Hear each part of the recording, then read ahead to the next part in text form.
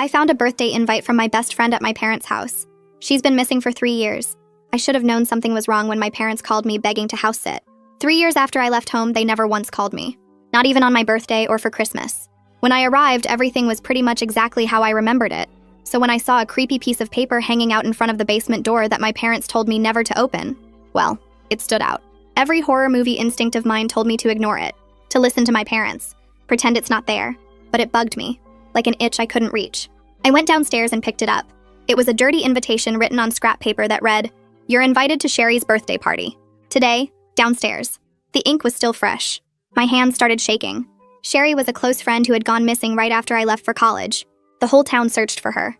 Even my parents went out helping put up missing posters in the neighborhood. This was next level messed up. I called my friend Roger, who lived a few houses down, to see this because honestly, I was half convinced I was losing my mind. Roger looked at the invitation and then at me, whistling. "Wow, this is seriously effed up. Where did you find it?" he asked. I led him down to the basement and he knocked on the door. "Hello? We're here for the party," he joked. I held my breath, hoping there wouldn't even be a response. There wasn't. "Okay, that's enough of that," I started to say, but Roger stopped me. He pulled out a little pocket tool and started picking at the lock. "Roger! What are you doing?" I hissed. "My parents said the basement's full of asbestos. Are you trying to get us killed?" But he continued working with the lock, completely focused until it clicked open and dropped to the floor beside out with a loud clang. The basement looked pretty normal. No asbestos, just a washer, dryer, Christmas decorations in a plastic bin. But the back wall looked wrong. The paneling didn't match the walls at all. Roger pushed on it and suddenly the entire section swung inward. Behind it was another door with a more complicated padlock on the outside. "I don't suppose you can pick this lock too?" I asked. We ended up breaking the padlock with a hammer from my dad's toolbox. We pushed the door open and found a room surrounded by thick, soundproof padding. And in the middle of it all was Sherry, my best friend who had mysteriously disappeared. She was pale, had hair so long it nearly reached the ground. Her ankle was raw and bleeding where a chain had been.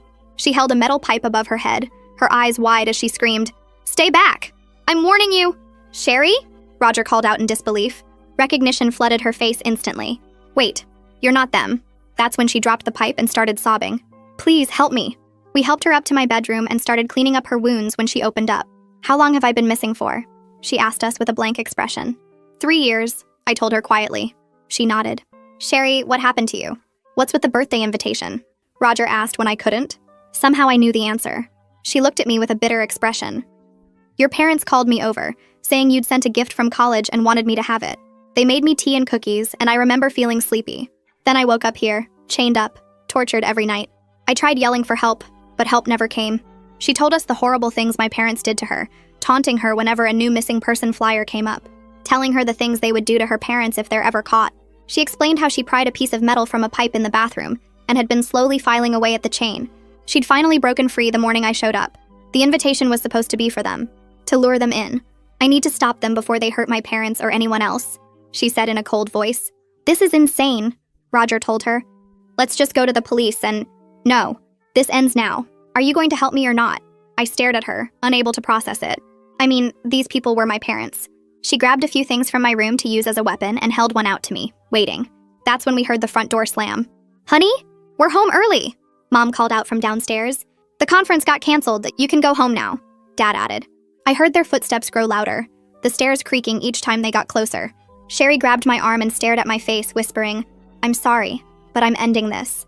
She hid behind my door just as my parents opened it. They stared at me with a surprised look. Sherry held up scissors and... Mom screamed and Dad lunged forward trying to grab the scissors, but Sherry slashed them toward his reaching hand and caught his palm with a shallow cut that immediately started bleeding.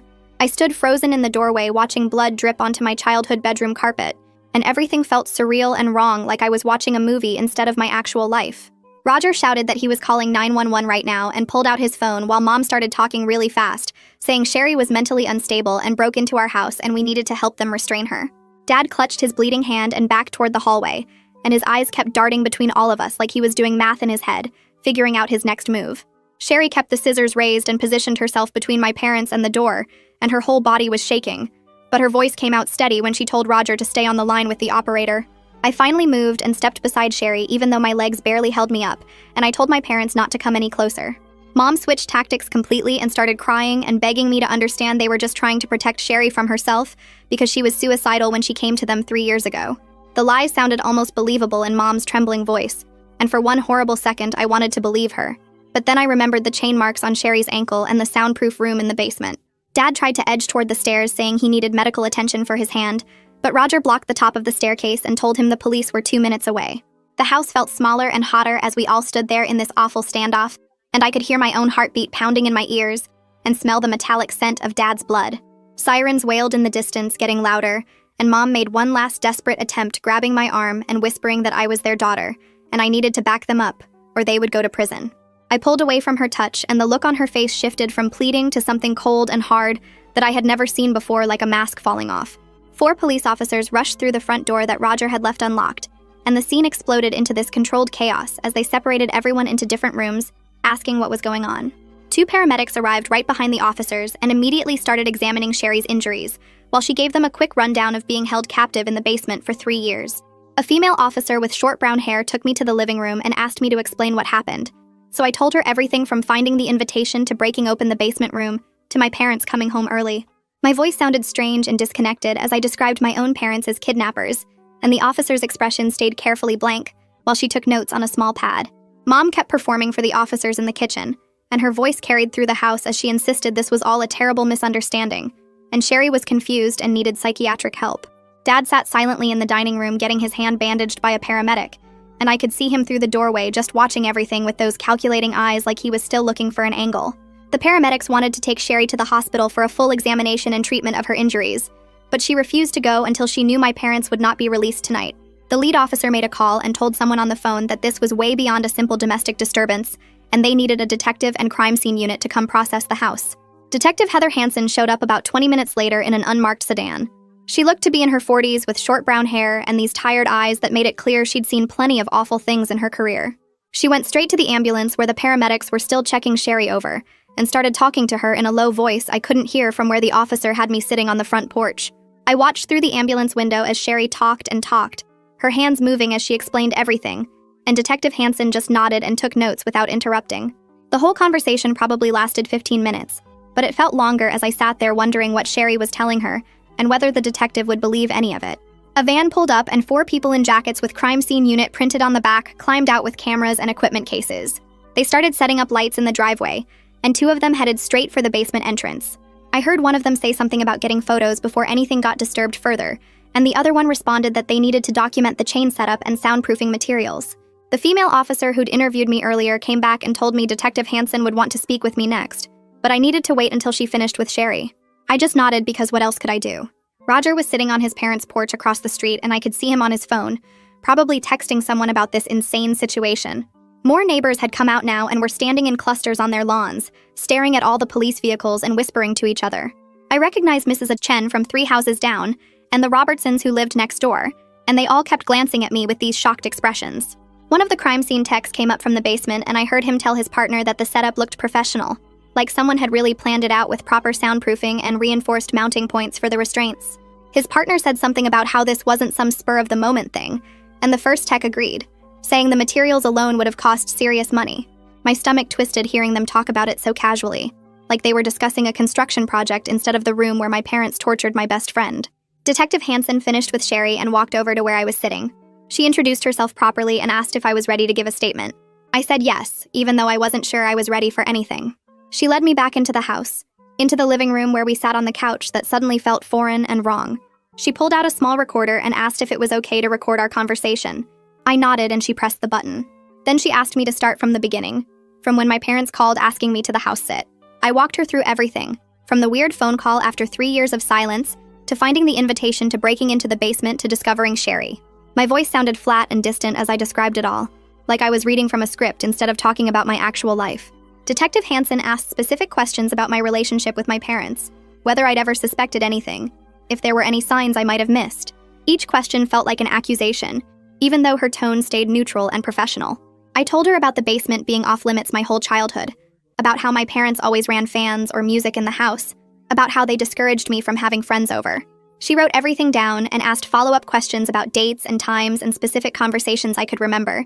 The shame of missing all those signs sat heavy in my chest and made it hard to breathe properly. When she asked if my parents had ever acted strangely around my friends, especially around the time Sherry disappeared, I had to think hard. I remembered them being really helpful with the missing person search, really concerned and supportive of Sherry's family. That memory made me feel sick now, knowing they were pretending to care while they had her locked in our basement. Detective Hansen thanked me for being thorough and said she knew this was incredibly difficult. Then she went to interview Roger. I watched through the window as she talked to him on his parents' porch, and he gestured a lot as he explained everything. The interview lasted maybe 20 minutes, and when it was done, I saw her shake his hand and say something that made him nod seriously. Later, Roger told me she'd thanked him for calling 911 so fast and said his quick thinking probably stopped my parents from destroying evidence or running away. The crime scene techs were still working in the basement, and I could see camera flashes lighting up the stairwell. More officers arrived and started searching the rest of the house, opening closets and drawers, looking through everything. One of them came out of my parents' bedroom carrying a laptop in an evidence bag. Another one had a box of papers and files. It was surreal watching strangers pick through my childhood home like it was a crime scene, which I guess it was now. Around midnight, Detective Hansen came back and told my parents they were being detained for questioning. She explained that the house was now an official crime scene and would be sealed for investigation. Mom started crying again, these big dramatic sobs, and kept asking for a lawyer. Dad just sat there in the dining room where they'd kept him separated from Mom, and he stared straight at me with this look I couldn't figure out. Was it disappointment that I'd let them down?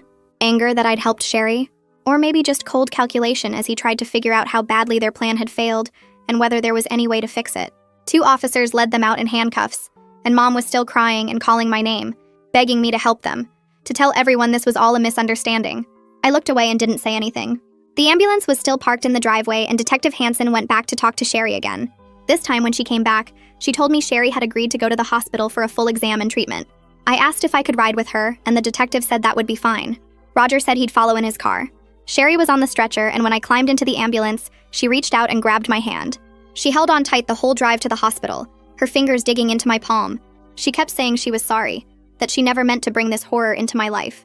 I told her she had nothing to apologize for, that none of this was her fault, but I don't think she believed me. At the hospital, the staff treated Sherry with this careful kindness that made it clear they knew what kind of case this was. Nurses moved around her gently, asking permission before touching her, explaining everything they were doing. They took her back to an exam room, and a nurse practitioner came out to explain to me that they were doing a full forensic exam. She said this was standard procedure for suspected kidnapping and assault cases, that they'd be documenting every injury and collecting evidence. I sat down in the waiting room with Roger, and we barely talked. What was there to say? My parents were monsters who tortured my best friend for 3 years, and I'd lived my whole life completely clueless. My phone buzzed in my pocket, and I pulled it out to see a text from Mom's number. It said, "Please come home so we can explain everything properly." I showed it to a uniformed officer who was stationed near the waiting room entrance, and he immediately asked for my phone. He bagged it as evidence and gave me a receipt. 3 hours passed while they examined Sherry. Roger got us coffee from a vending machine, but it tasted like cardboard and I couldn't finish it. Around 3 a.m., a man in business casual clothes walked into the waiting room and introduced himself as Troy Hansen, a victim advocate from the county. He explained that his job was to help victims navigate the criminal justice system and connect them with resources. He said Detective Hansen had already assigned him to Sherry's case. He talked to me and Roger together first, explaining what would happen next with the investigation and potential court proceedings. Then he asked to speak with me privately, and we moved to a quieter corner of the waiting room. He told me gently that I was also considered a victim in this situation because my parents had used me to maintain their cover and violated my trust in a fundamental way. He recommended I not return to the house and asked if I had somewhere safe to stay. I hadn't even thought about that until he asked. Where was I supposed to go? My parents' house was a crime scene and also the last place I wanted to be. Roger had offered to let me stay with his parents, but Troy said it might be better if I stayed somewhere my parents didn't know about, just in case they made bail. He had information about a crisis shelter with space available, and even though it felt weird needing a shelter, I agreed it was probably the safest option. Troy came back about 20 minutes later and told me a doctor had examined Sherry and wanted to admit her for at least 2 days. She was severely malnourished and dehydrated, plus the wounds on her ankle from the chain were infected and needed treatment. They were setting up a private room with security stationed outside because this was an active criminal case. I asked if I could see her before I left, and Troy said he'd check. He disappeared down a hallway and returned with a nurse who led me through a maze of corridors to a room at the end of a quiet wing. Sherry was sitting up in the hospital bed wearing a clean gown, her impossibly long hair spread across the pillow. An IV drip fed into her arm, and monitors beeped softly beside her. We looked at each other for what felt like forever without saying anything. Her eyes were different now, older somehow, like she'd lived multiple lifetimes in that basement. She finally spoke and told me she didn't blame me for what my parents did, but I could see everything else in her face that she didn't say out loud. Relief that she was finally free, anger at what was stolen from her, grief for the 3 years she'd never get back, and something that looked like pity when she looked at me, which somehow hurt worse than if she'd just been angry. I wanted to apologize or explain or promise things would be okay, but none of those words felt right. Instead, I just squeezed her hand once and told her I'd check on her tomorrow. She nodded and closed her eyes, and I left before I started crying in front of her. Troy drove me across town as the sky started turning gray with early morning light. The crisis shelter was in an older building downtown with bars on the windows and a security buzzer at the door. An intake coordinator met us in the lobby and walked me through paperwork while Troy waited nearby. She gave me a small private room on the second floor with a twin bed, a dresser, and a bathroom down the hall.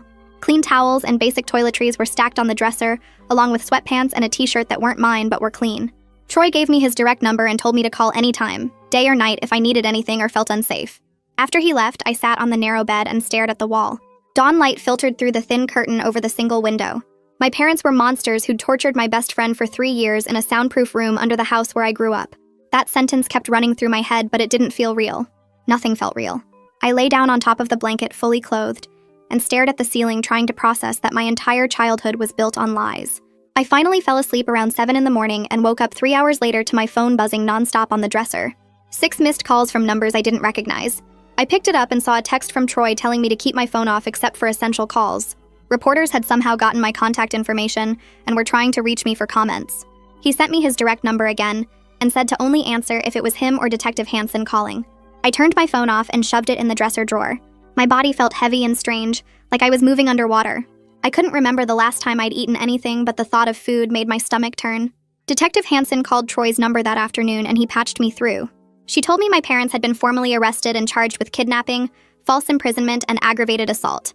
They were being held at the county jail pending a bail hearing scheduled for tomorrow morning. She needed me to come to the police station to give a formal recorded statement.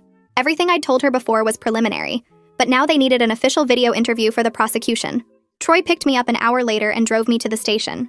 The interview room was small and cold with a table, 3 chairs, and a camera mounted in the corner. Detective Hansen sat across from me with a notepad, while a uniformed officer operated the recording equipment. She walked me through everything again from the beginning. Finding the invitation outside the basement door, Roger picking the lock, breaking into the hidden room, Sherry with the chain on her ankle, my parents coming home early, all of it recorded on video this time. She asked me to describe the basement room in detail, and I closed my eyes trying to remember. The soundproof padding on the walls, the dirty mattress in the corner, the chain bolted to a pipe, the small bathroom with a broken mirror. She wanted to know about my parents' behavior when they came home, how Mom immediately started lying about Sherry being mentally unstable, how Dad tried to leave before police arrived, how Mom grabbed my arm and begged me to back up their story. Every detail mattered for building the case. Then Detective Hansen asked about my childhood, and whether I remembered anything unusual about my parents' behavior over the years. I started talking, and suddenly things I'd never questioned before seemed significant. My parents never let me go in the basement, always saying it had asbestos or was dangerous. They kept background noise running constantly, fans in summer and a white noise machine in winter, claiming it helped them sleep. They discouraged me from bringing friends over, saying they valued their privacy and quiet. They were obsessive about locked doors and security. Looking back, it all seemed designed to hide what they were doing. Detective Hansen wrote down every detail and said these patterns would help establish premeditation and planning. The charges would be more serious if they could prove my parents had been planning this for months or years before Sherry disappeared. Detective Hansen pulled out a folder of photos from the crime scene and spread them on the table. She needed me to identify items that belonged to my parents and confirm details about the house layout. I looked at the first photo showing the basement stairs and felt my throat tighten. The next one showed the false wall with the paneling that didn't match. Then the broken padlock on the floor. Then the soundproof room itself with the chain still attached to the wall. The dirty mattress with stains I didn't want to think about. A bucket in the corner that must have been a toilet. The small bathroom with rust stains around the drain. Each photo made everything more real in a way that broke through the numbness I'd been feeling. I had to take a break after the photo of the chain because I felt like I was going to throw up. Detective Hansen got me water and waited while I breathed slowly and tried to keep it together. When I could talk again, Detective Hansen showed me one more photo. A tea tin sitting on a shelf in the basement room. She explained their crime scene team had found it during their search and sent it for analysis. The lab detected traces of sedatives inside, the same kind doctors prescribe for anxiety or sleep problems. They were testing it against Sherry's blood work from the hospital, and if the compounds matched, it would confirm Sherry's account of being drugged. That would add another charge of administering drugs without consent. I stared at the photo of that innocent-looking tea tin and thought about Mom making tea and cookies for Sherry 3 years ago. How she'd smiled and acted like a caring adult while poisoning my best friend. How she'd probably done it before, maybe practiced on other people I didn't know about. Detective Hansen watched my face and said they were investigating whether there might be other victims, since people who do something this elaborate rarely start from nothing. I left the police station feeling like my brain was full of static. Troy walked beside me toward his car, not saying anything, which I appreciated because I couldn't have handled small talk right then. He opened the passenger door for me and I slid in, staring at my hands in my lap. They looked like my hands, but nothing felt real anymore. Troy started the engine and pulled out of the parking lot, heading somewhere I didn't know. After a few minutes, he told me we were going to meet someone who could help me process what I was going through. Her name was Angela Richards, and she worked with people who'd experienced trauma from family members. I nodded but didn't really absorb the words. We drove through streets I recognized from growing up, past the grocery store where Mom used to take me on Saturdays, past the park where Dad taught me to ride a bike. Everything looked exactly the same but felt completely different, like I was seeing it through a filter that made all the colors wrong. Troy pulled into a small office building and led me upstairs to a door with Angela's name on it. She opened it before we could knock, a woman maybe in her 50s with gray streaks in her dark hair and kind eyes that didn't look away when I met them. She shook my hand and invited us into her office, which had soft lighting and comfortable chairs that didn't feel like a doctor's office. Troy introduced us and explained briefly what had happened, though Angela clearly already knew the basics. She thanked Troy, and he told me he'd be back in an hour, leaving me alone with this stranger who was supposed to help me make sense of the fact that my parents were monsters. Angela asked me to sit wherever I felt comfortable, and I chose the chair closest to the door, some instinct making me want an escape route even though I had nowhere to go. She sat across from me and asked how I was doing, which seemed like such an absurd question that I almost laughed. Instead, I told her I didn't know, which was the truest thing I could say. She nodded like that made perfect sense and explained that what I was experiencing had a name: betrayal trauma, which happened when someone you trusted and depended on hurt you or someone you cared about. The confusion I felt, the guilt, the anger, the numbness that came and went in waves, all of it was normal for what I'd been through. Hearing that it was normal didn't make it feel better, but it made it feel less like I was losing my mind. Angela asked me questions about how I was sleeping, eating, whether I felt safe where I was staying. I answered automatically, telling her about the shelter and the small room, and how I couldn't sleep without seeing Sherry's face or the chain on her ankle. She wrote things down on a notepad but mostly just listened, not trying to fix anything or tell me it would be okay. When the hour was up, Troy knocked and came back in. Angela gave me her card with her cell number written on it and told me to call anytime, day or night, if I needed to talk. She scheduled another appointment for 3 days from now and said we'd work together as long as I needed. Troy drove me back to the shelter and I went to my room, lying on the bed and staring at the ceiling until the light outside faded. My phone buzzed on the nightstand and I grabbed it, seeing Roger's name on the screen. He'd sent me several texts asking if I was okay, and saying the neighborhood had gone crazy. I scrolled through them, reading about reporters camped out on lawns and news vans blocking the street. Everyone was talking about it, he said, and people kept coming to his door asking questions. He sent me a link to a local news website and I clicked it even though I knew I shouldn't. The headline read, "Suburban couple arrested for holding woman captive for 3 years," in big black letters that made my vision blur. Below it was a photo of my parents' house, the one I'd grown up in, with yellow police tape across the front door. The article described the basement prison, the soundproof room, the chain, everything Detective Hansen had documented. It quoted anonymous sources saying the victim had been a family friend who disappeared shortly after the couple's daughter left for college. My hands started shaking so badly I almost dropped the phone. The article mentioned me, not by name, but as the couple's adult daughter who discovered the victim and called authorities. It made me sound like a hero, when really I'd just stumbled onto something I should have known about years ago. I read through the whole thing twice, each detail making it more real and more impossible at the same time. Roger texted again asking if I'd seen it and I typed back that I had, my thumbs clumsy on the screen. He said if I needed anything to just ask, and I thanked him, but didn't know what I could possibly need that would help. I turned off my phone and shoved it under the pillow, but I could still see that headline in my mind, those words that turned my family into a news story. Troy picked me up early the next morning for the bail hearing. I'd barely slept, kept waking up from dreams where I was the one chained in the basement and my parents were standing over me smiling. He handed me a coffee when I got in the car and told me I didn't have to go inside if I didn't want to, that I could wait in the victim services office. But I needed to see this, needed to see what would happen to them. The courthouse was old and imposing, with marble floors and high ceilings that made every sound echo. Troy led me through security and up to the 3rd floor where the courtroom was. We sat in the back row of the gallery and I recognized some faces from the neighborhood, people who'd probably come to watch the spectacle.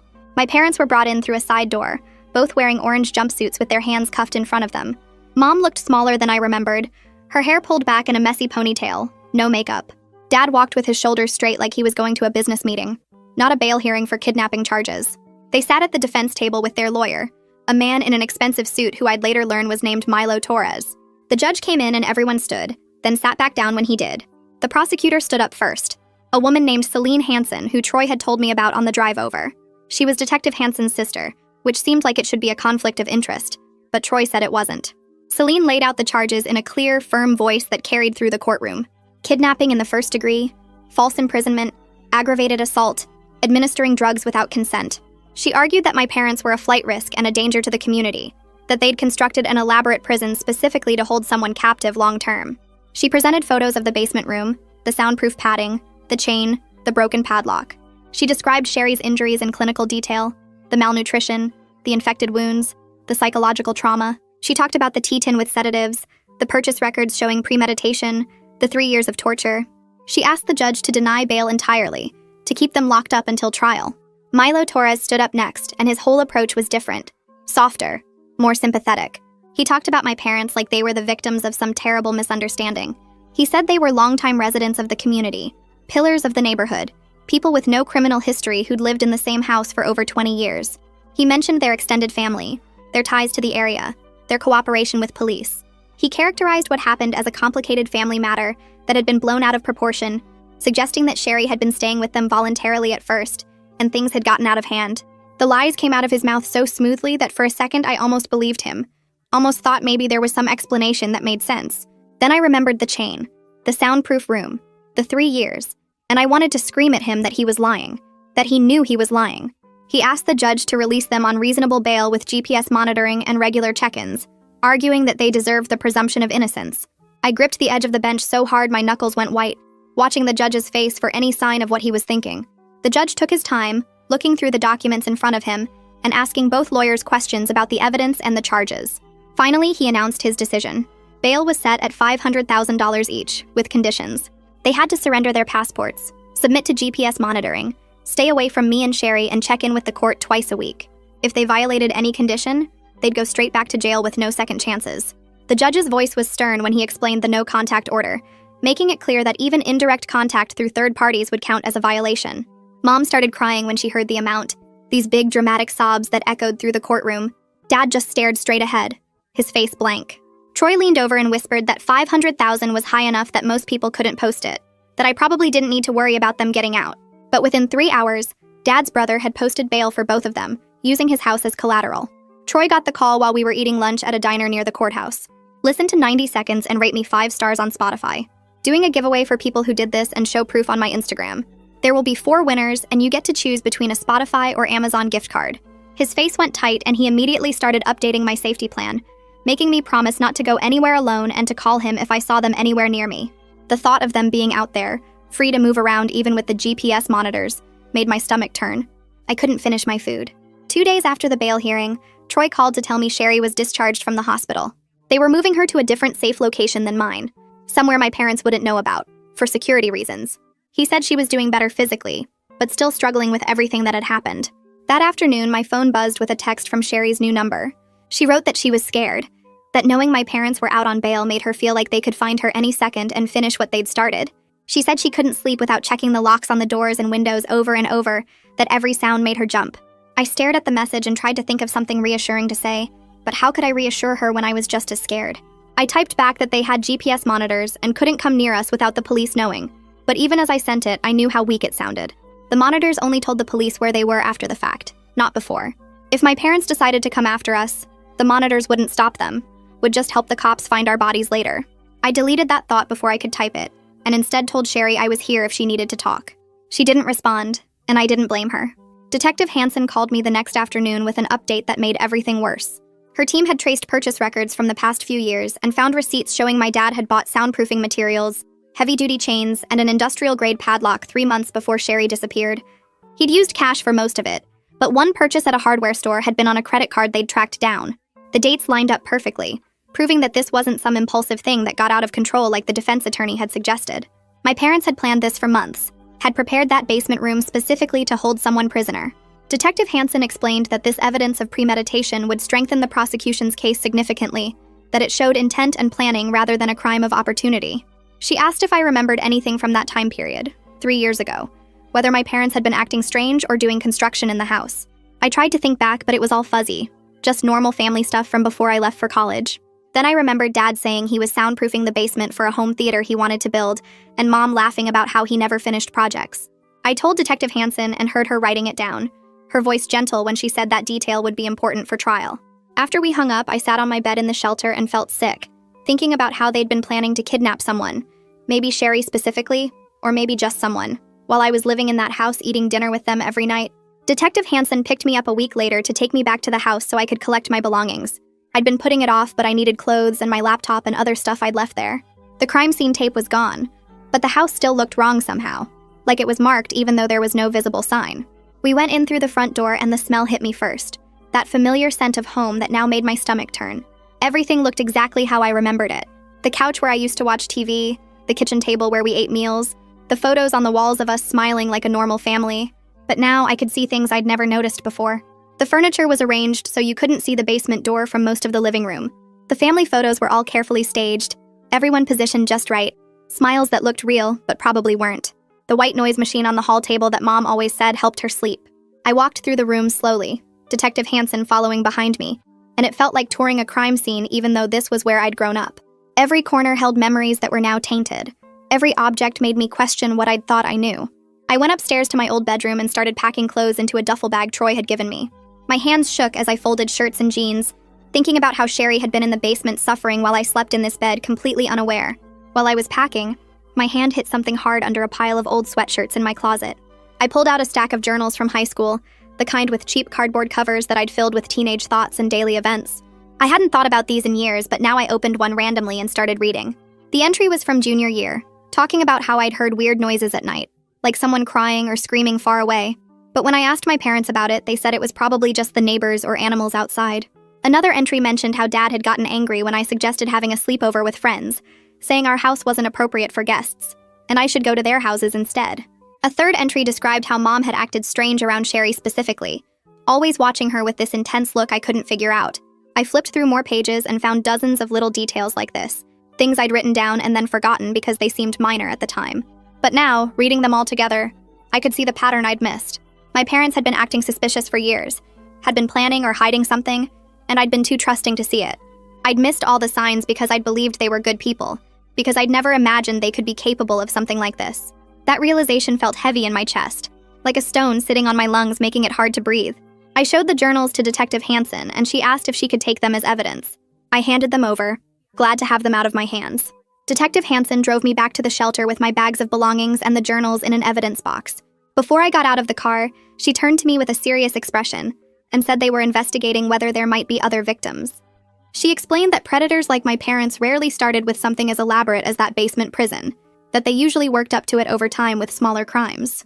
She asked if I remembered any other people who'd disappeared from the area, or if my parents had ever acted suspicious around any of my other friends, or if there'd been any unexplained absences or trips they'd taken. I sat there trying to remember anything useful, scanning through years of memories now colored by suspicion. I thought about the girl from my middle school who'd moved away suddenly, or at least that's what everyone said. I remembered a college student who'd gone missing from the next town over around the time I was in high school. I told Detective Hansen about both, and she wrote down the names and details, saying her team would look into any possible connections. She thanked me and said I'd done the right thing by being honest, that every piece of information helped. But as I walked into the shelter carrying my bags, I couldn't stop thinking about how many other Sherrys there might have been, how many other people my parents might have hurt while I lived in that house completely blind to what they were doing. 2 days later, Troy called to tell me Sherry had finished her forensic interview with Detective Hansen. His voice sounded tired when he explained it took almost 6 hours, because Sherry had to walk through every detail of what my parents did to her over 3 years. The detective was building a timeline of events for the prosecution, and apparently Sherry remembered way more than anyone expected considering the trauma she went through.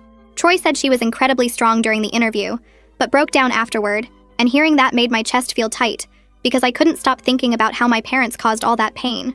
He told me the detective was really impressed with how much specific information Sherry provided about dates, times, and particular incidents, which would all help build the case against my parents. The next morning, I got a call from someone named Celine, who introduced herself as the assistant district attorney handling the prosecution. She asked if we could meet to discuss the case strategy and my possible testimony, and just hearing the word testimony made my stomach drop. We met at her office that afternoon, and she sat across from me with a thick file folder and explained that my testimony about finding Sherry and my parents' behavior when they came home was crucial evidence. She needed to know if I was willing to testify against them in court, and the way she asked made it clear this was a big decision. I felt physically sick thinking about sitting in a courtroom and talking about my parents like they were criminals, even though I knew that's exactly what they were. But I looked at Celine and told her I'd do whatever helps Sherry get justice, even if it destroys me inside. She nodded and scheduled another meeting to prepare me for what testimony actually involves, then warned me the defense attorney would try to make me look unreliable or suggest I misunderstood what I saw. That thought scared me because what if I said something wrong and messed up the whole case? Roger called me that evening and his voice was shaking when he told me someone left a note on his parents' doorstep. The note said to keep his mouth shut about things that don't concern him, and it wasn't signed, but the threat was super clear. He took photos of it and reported everything to Detective Hansen right away, and she told him she was taking it seriously. The detective assigned extra police patrols to his neighborhood and started investigating who might have sent it, probably someone connected to my parents or their lawyer. Roger sounded scared but also mad, saying he wasn't going to let some anonymous threat stop him from doing the right thing. 3 days after that, Detective Hansen called with results from the forensic lab. The sedatives they found in the tea tin matched exactly with the compounds in Sherry's blood work from the hospital, which proved my parents drugged her just like she said. Even better for the case, they found my dad's DNA under Sherry's fingernails from when she fought back during her escape attempt. The patterns of scrapes and cuts on her ankle lined up perfectly with the chain they pulled out of the basement wall, and all this evidence together painted a really clear picture of what happened. Detective Hansen sounded satisfied when she told me this stuff, like all the pieces were finally clicking into place. A week later, Celine called to tell me that Milo Torres, the defense attorney representing my parents, had reached out about a possible plea deal.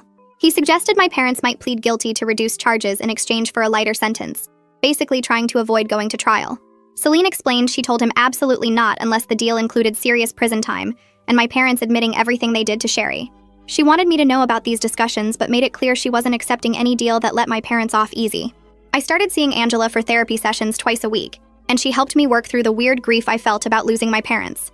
Not losing them to death, but losing them to the truth of who they really are, which somehow felt worse.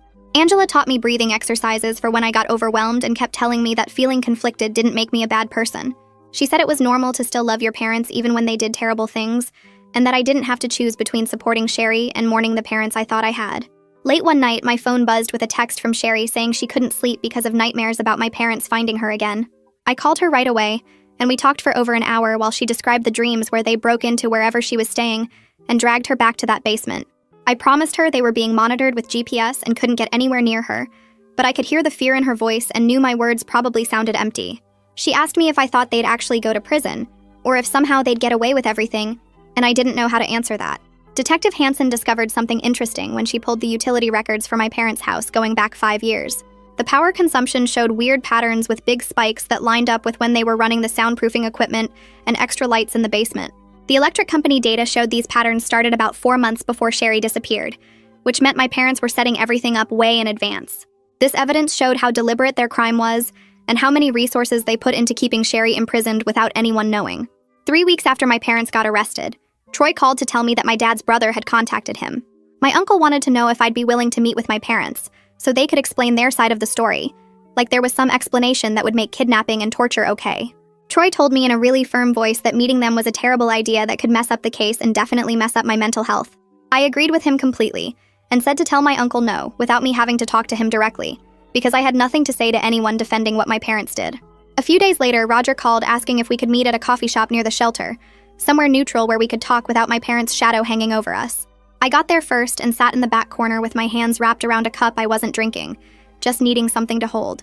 Roger walked in looking tired but determined, and he slid into the seat across from me without ordering anything. He told me the threatening note thing had really messed with his head at first, made him wonder if testifying was worth the risk to his family. But then he thought about Sherry chained in that basement for 3 years and realized staying silent would make him part of the problem. He said he was committed to testifying no matter what happened, that he saw what he saw and telling the truth was the only option. His loyalty hit me hard because most people from my old life had disappeared once the news broke, like my parents' crimes made me toxic by association. I reached across the table and grabbed his hand, telling him he was a better friend than I deserved, and he just shook his head and said this wasn't about deserving, it was about doing what's right. We sat there for a while not saying much, just existing in the same space without the weight of explaining or justifying, and it felt like the first normal moment I'd had in weeks. 2 days after that meeting, someone knocked on my door at the shelter and handed me an envelope with my name written in Mom's handwriting.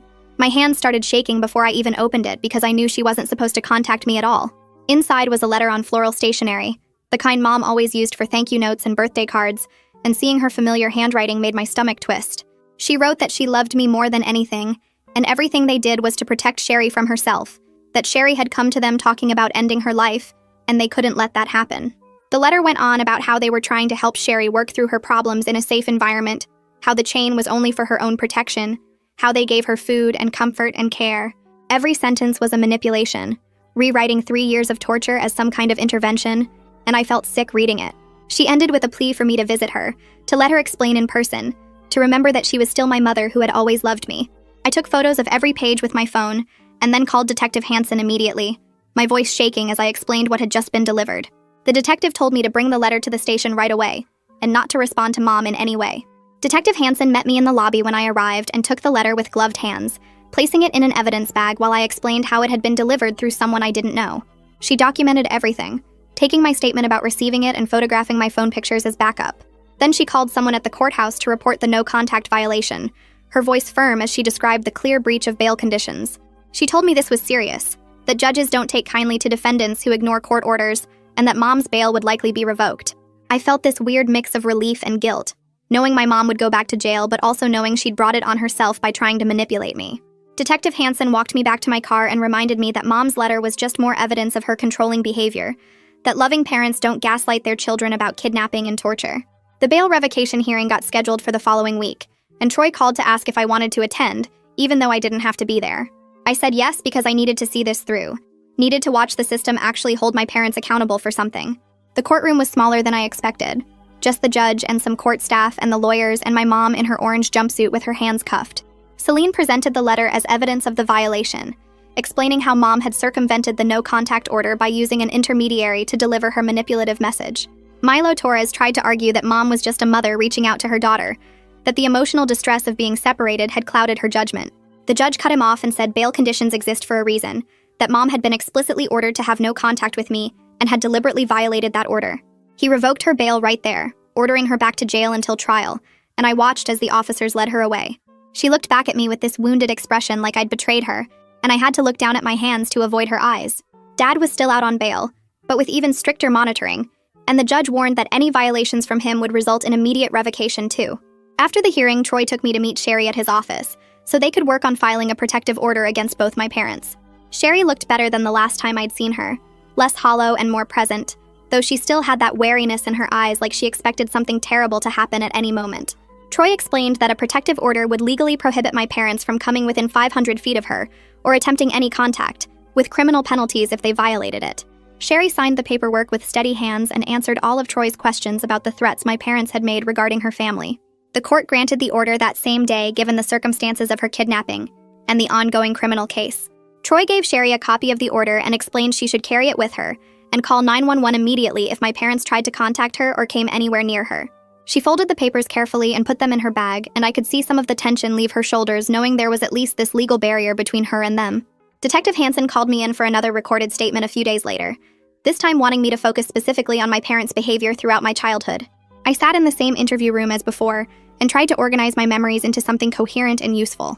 I described how my parents had gradually cut off contact with my dad's siblings over some argument I never fully understood, how they discouraged me from inviting friends over, and always had excuses about the house being messy or them being too busy. I told her about their obsession with privacy, how they'd installed extra locks on all the doors and had cameras pointed at the driveway, how they always wanted to know where I was and who I was with. Detective Hansen asked if they'd ever been controlling about my friendships, and I remembered how they'd subtly discouraged me from getting too close to Sherry, making comments about her being a bad influence or too needy.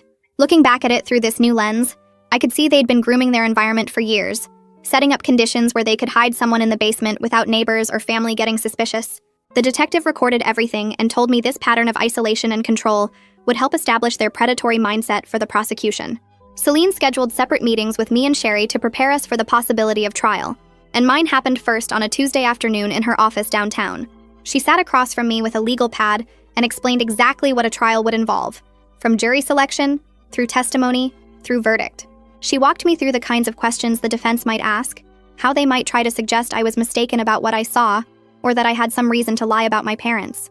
Celine told me defense attorneys sometimes attack witnesses' credibility by bringing up any past issues or inconsistencies in their statements, trying to make the jury doubt their reliability.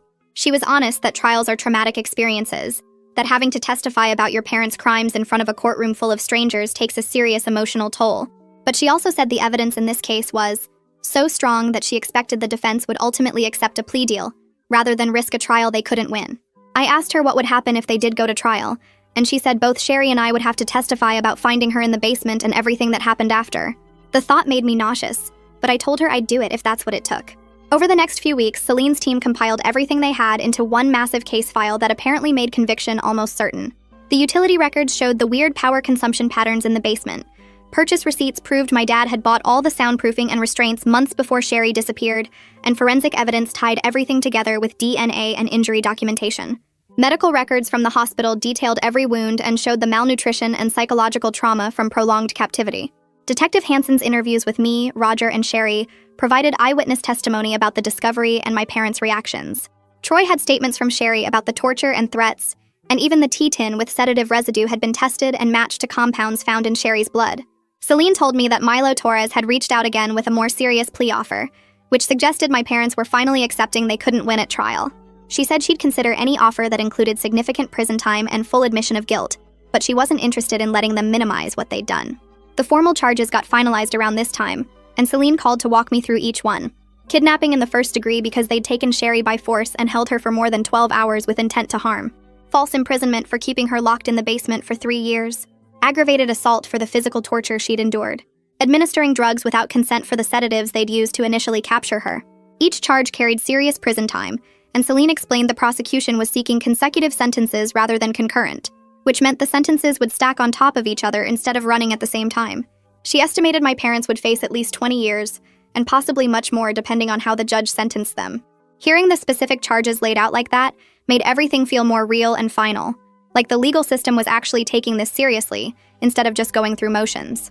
Plea negotiations picked up intensity over the next 2 weeks, with Milo Torres pushing hard for concurrent sentences that would reduce my parents' actual time in prison. Celine told me he was also trying to get them to avoid admitting the full scope of what they'd done, wanting to characterize it as a situation that got out of hand rather than deliberate torture.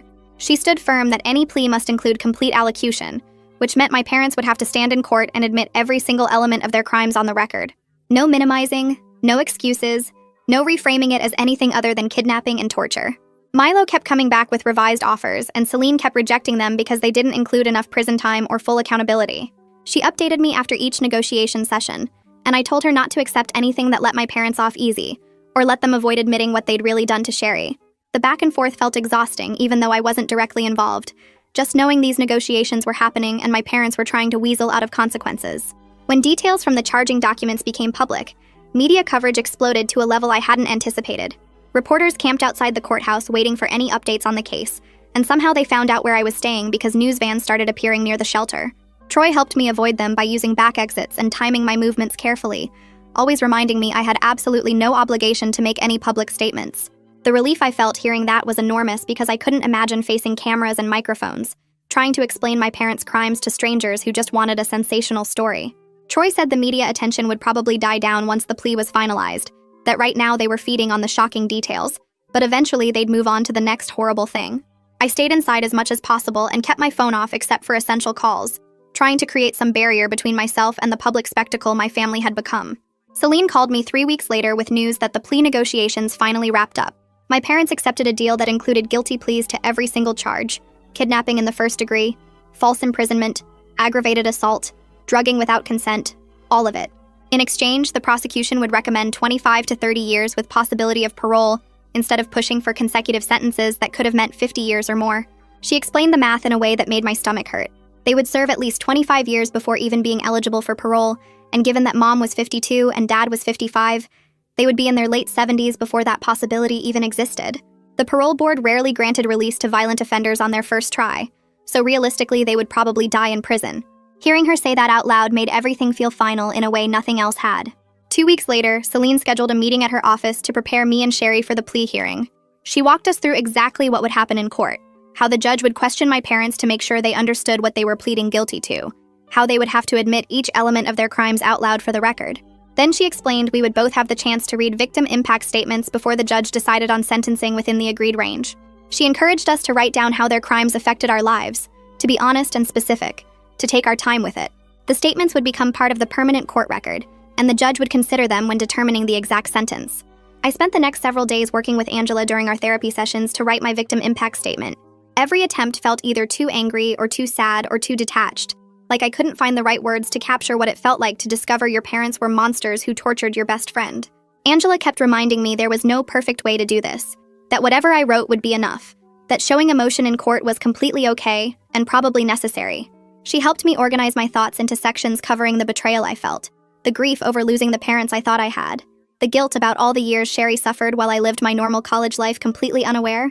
By the fourth draft, I had something that felt true, even if it didn't feel adequate. Sherry met me at a coffee shop near the shelter and showed me her victim impact statement. Reading it made my hands shake because she described the 3 years in detail: the physical torture, the psychological games my parents played, the constant fear that she would die down there and no one would ever know. She wrote about the nightmares she still had every night, the panic attacks that came from nowhere, the way she couldn't be in small rooms or hear certain sounds without feeling like she was back in that basement.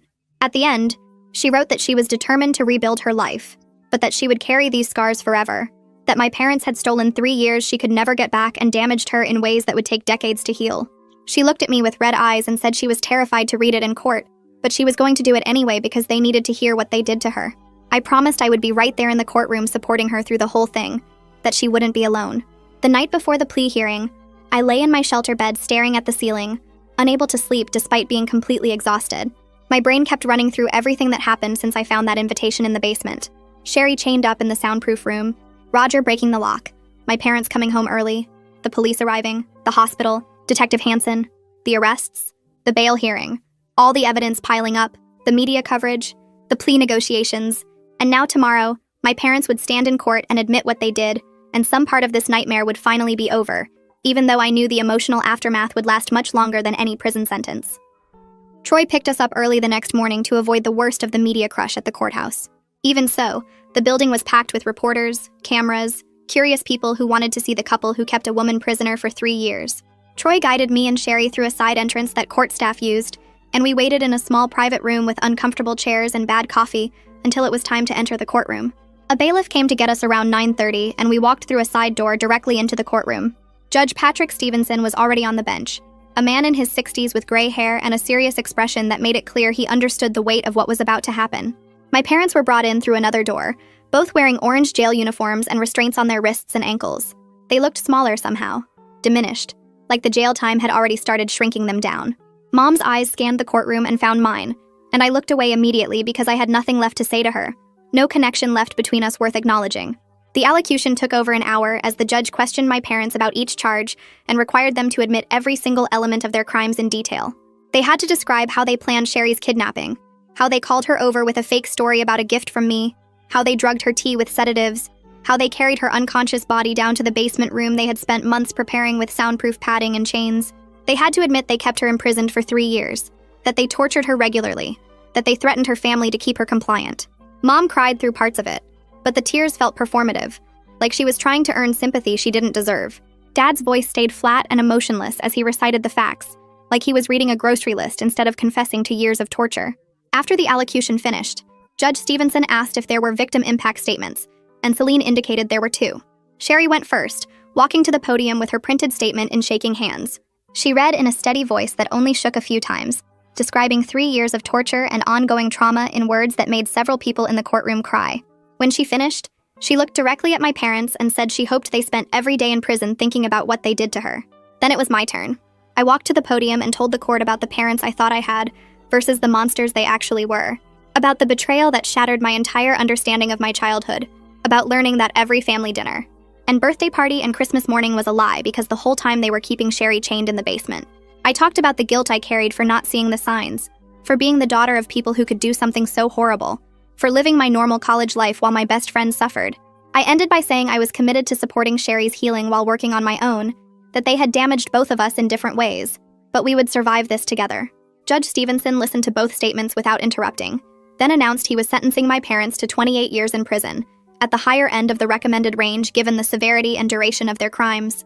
As the bailiffs led them away, Mom tried one last time to catch my eye, but I refused to look at her. Sherry grabbed my hand and we walked out of the courtroom together through the side exit Troy had waiting. Outside, the afternoon sun was bright and warm, and we stood on the courthouse steps for a moment just breathing. The legal battle was over. My parents would spend the rest of their lives in prison, but Sherry and I were free and our personal healing was just beginning. That's where we will stop for today. I am really glad you were here because it makes sharing these stories feel worthwhile. I hope this one left you a little lighter than before. Subscribe if you would like to keep listening together.